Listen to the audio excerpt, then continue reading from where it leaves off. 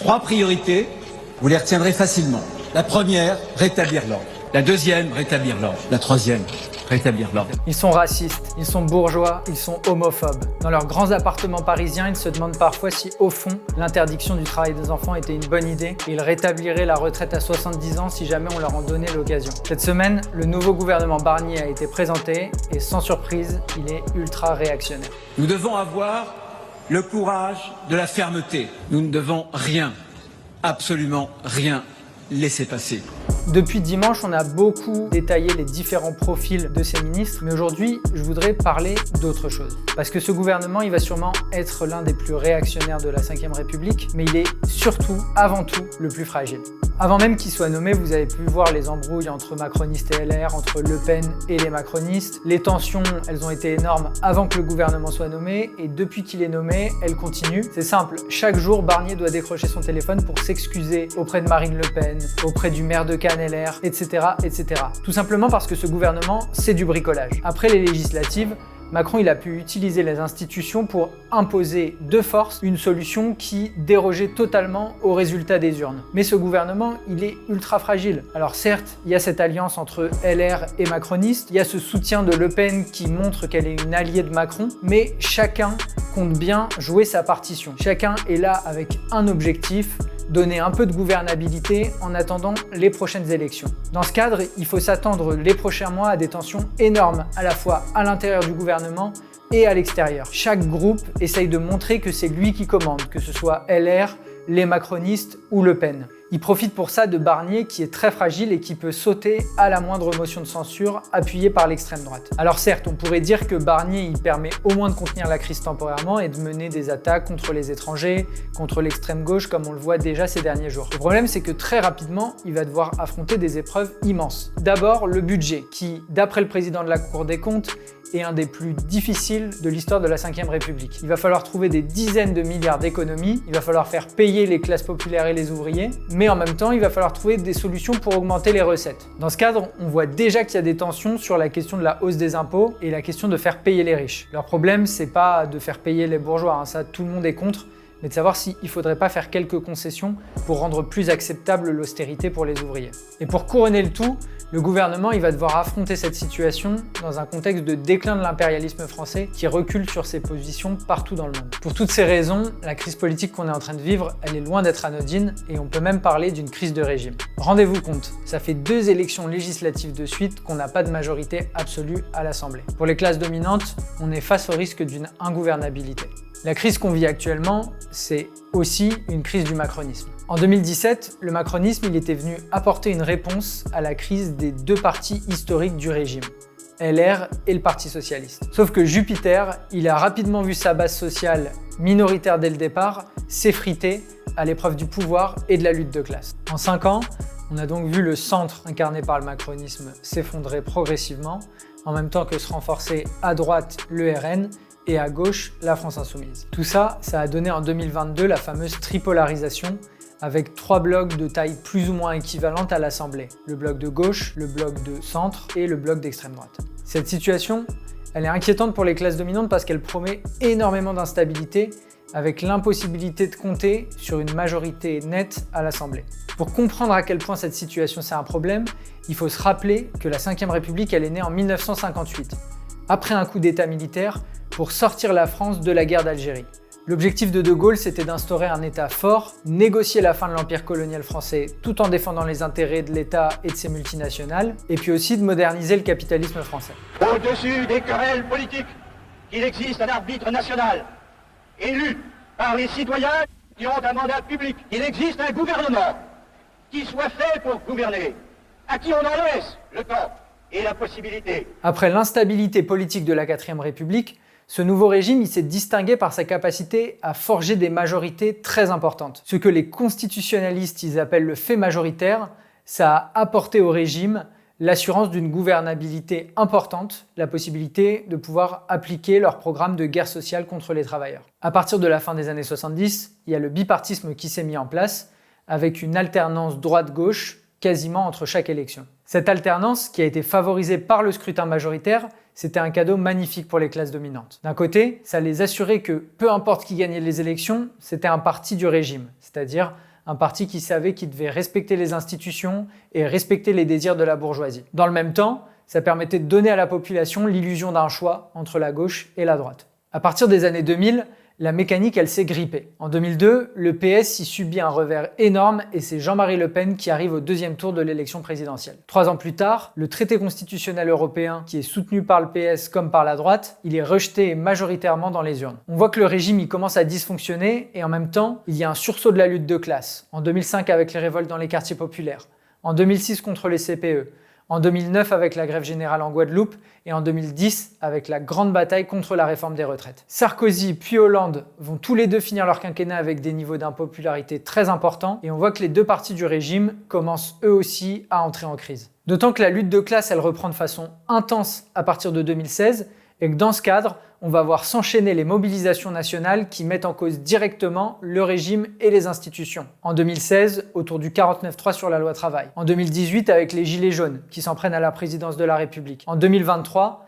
avec la réforme des retraites où on critique là encore non seulement le 49.3, mais la présidence de la République et le Conseil constitutionnel. Maintenant que le macronisme est en crise terminale, qu'il y a une tripolarisation sans majorité, la bourgeoisie elle se demande ce qu'elle peut faire. Leur plan idéal, ce serait de ressusciter une sorte de macronisme, de restaurer le centre. C'est pas pour rien que le plan de Macron au moment de sa dissolution, c'était de forcer une coalition entre le PS, les macronistes et LR. Sauf que ça n'a pas marché et on voit mal, même du point de vue des partis bourgeois, comment ça pourrait fonctionner. À défaut, sur les plateaux télé, les analystes bourgeois, ils expliquent grosso modo qu'il faudrait apprendre à faire des alliances, ressusciter un esprit de coalition, apprendre au régime à être un peu plus parlementaire. La grande idée à la mode, c'est le scrutin à la proportionnelle aux législatives et on nous explique qu'en gros, avec ce scrutin où personne n'aura plus de majorité absolue, les partis seront obligés de faire des alliances. Alors, il faut être clair, ça, c'est une mystification totale. Il n'y a personne qui croit vraiment que dans la période de crise qu'on est en train d'affronter,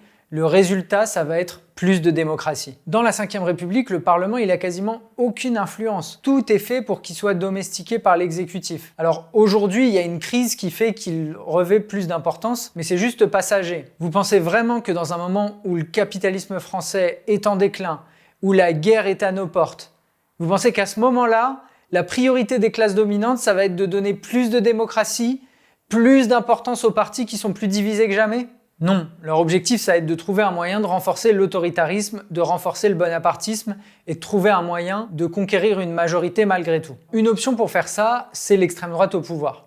L'extrême droite, elle le dit clairement, son but c'est de poursuivre la politique économique de Macron grosso modo, mais en étant plus dur avec les étrangers, avec la jeunesse, avec les militants, avec les classes populaires. Le problème, c'est que l'extrême droite, elle est encore très peu intégrée au régime et on l'a encore vu lors des dernières législatives. C'est un parti qui est soutenu que par une petite minorité de patrons. Alors évidemment, leur problème, c'est pas que l'extrême droite soit trop raciste, ça ils en ont rien à faire. Leur problème, c'est que l'extrême droite, elle a jamais gouverné et ils se disent au pouvoir, ils risquent de pas savoir faire. En plus, ils risquent de devoir rendre des gages à leur base populaire.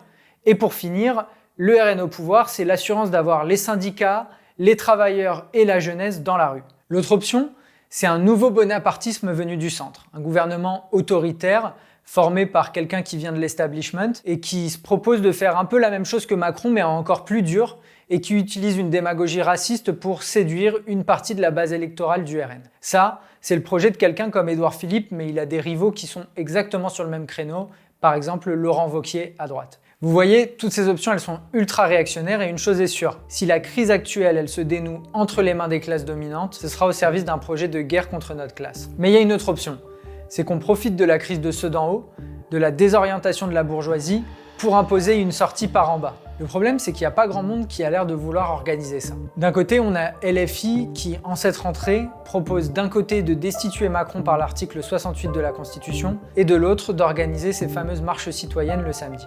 Évidemment, on partage l'objectif de dégager Macron, mais on va pas se mentir, on va pas le faire avec un article de la Constitution, et les marches citoyennes le samedi, c'est bien, mais sans grève, c'est certainement pas comme ça qu'on construit un rapport de force. Le pire, c'est que même dans les manifestations, il y a énormément de monde qui en a conscience. Et je discutais avec des gens le 21 septembre qui me disaient « On a l'impression que voter, ça ne marche pas, mais que manifester, ça sert à rien non plus. » De l'autre côté, on a la CGT et les directions syndicales qui, elles, proposent une journée de grève le 1er octobre. Alors la grève c'est très bien, le blocage de l'économie c'est le meilleur moyen de faire trembler les patrons et les gouvernements. Le problème c'est que cette date, elle propose des revendications qui sont purement économiques, donc elle ne dit pas un seul mot du coup de force antidémocratique de Macron et comment on l'affronte, et en plus c'est une journée isolée, il n'y a aucun plan de bataille derrière. D'ailleurs, Sophie Binet elle l'a dit très clairement, l'objectif c'est de reprendre le dialogue social et elle a rencontré Michel Barnier ce mardi lorsqu'il lui a demandé de venir. Vous voyez que les journées de grève isolées qui servent juste à améliorer la position pour négocier avec le gouvernement, c'est exactement ce qui nous a fait perdre en 2023 lors de la bataille des retraites, alors qu'à l'époque, il y avait 3 millions de personnes dans la rue. Si on veut bousculer la situation, il faut un mouvement de masse, une grève reconductible, un véritable blocage de l'économie. Mais pour ça, il faut chercher à construire l'affrontement.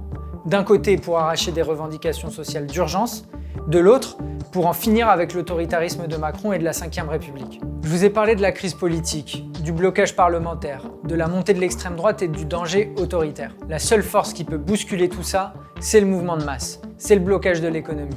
Au passage, ce serait la meilleure manière de détacher les secteurs des classes populaires qui croient que Le Pen est la meilleure opposante à Macron et de leur montrer que c'est sur leur propre force qu'ils doivent compter. C'est un mouvement de ce type qu'il faudrait construire. Alors évidemment, ça ne se fera pas du jour au lendemain, mais pour s'en donner les moyens, il faut s'en donner l'objectif. Qu'est-ce qu'un tel mouvement pourrait revendiquer? Évidemment, l'augmentation de tous les salaires, la retraite à 60 ans, l'indexation des salaires sur l'inflation. Et mieux encore, la répartition du temps de travail entre toutes et tous. Mais un mouvement de masse de cette nature, il devrait aussi porter des revendications démocratiques, s'opposer au cours autoritaire du régime. Évidemment qu'un tel mouvement, il devrait demander la démission de Macron, c'est juste le minimum. Mais en même temps, c'est totalement insuffisant. Notre objectif, c'est pas de libérer la place pour qu'un autre politicien prenne sa place. Depuis 2017, on a vu comment toutes les institutions du régime, du Conseil constitutionnel au Sénat, s'articulent étroitement pour faire barrage aux revendications des travailleurs et des classes populaires. Mais on peut pas non plus se contenter, comme le fait LFI, de revendiquer une 6e République. Parce que leur projet, il se limite à un retour à un régime parlementaire comme on en trouve dans les autres pays et comme on en a eu en France sous la 3e ou la 4e République. Croyez-moi, c'était pas du tout un paradis de la démocratie pour les travailleurs et les classes populaires. Ceux qui disent vouloir défendre la démocratie ou la souveraineté populaire devraient plutôt s'inspirer de la Révolution française qu'ils citent si souvent.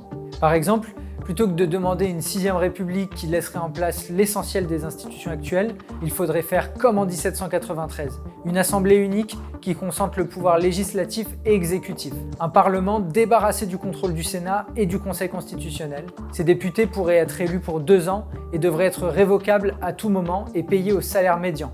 Ce serait une très bonne manière de s'attaquer aux privilèges des politiciens. En tant que communiste révolutionnaire, on sait que même la plus démocratique des républiques bourgeoises ne suffira pas à répondre aux besoins de la majorité de la population tant que l'économie restera entre la main d'une poignée de patrons. Aujourd'hui, la majorité des travailleurs se situe sur le terrain du suffrage universel, comme on l'a vu avec la participation massive aux élections législatives. En même temps, ils sont très nombreux à vouloir lutter contre l'autoritarisme de Macron. Lutter pour une assemblée unique, voire imposer une assemblée unique, ça accélérerait considérablement l'expérience politique avec la démocratie bourgeoise. Avec Révolution Permanente, on va continuer de défendre la révolution et l'urgence d'exproprier les patrons pour en finir avec les guerres, la catastrophe écologique et la misère. Mais d'ici là, on est prêt à lutter de toutes nos forces contre l'autoritarisme de Macron et pour défendre la démocratie. Par contre, il faut lutter avec des méthodes efficaces et on les connaît, celles de la lutte de classe, la grève générale, le blocage de l'économie. Et surtout, il faut lutter pour un programme sérieux, pas un programme minimal qui va nous ramener aux problèmes du passé. On veut mener ce combat parce qu'il est légitime, parce qu'il est urgent face à la montée de l'extrême droite, mais aussi parce qu'on est convaincu que c'est en luttant par ces méthodes et pour ce programme que les travailleurs, la jeunesse et les classes populaires se rapprocheront de la conclusion qu'il faut aller au-delà de la démocratie bourgeoise, qu'il faut que gouvernent ceux qui n'ont jamais gouverné, qu'il faut imposer un gouvernement des travailleurs. Pour discuter de tout ça, pour s'organiser, pour préparer les prochaines luttes et celles qui sont déjà en cours, on vous propose de participer à nos assemblées ouvertes partout en France et pour ça, il suffit de retrouver le lien en fin de vidéo.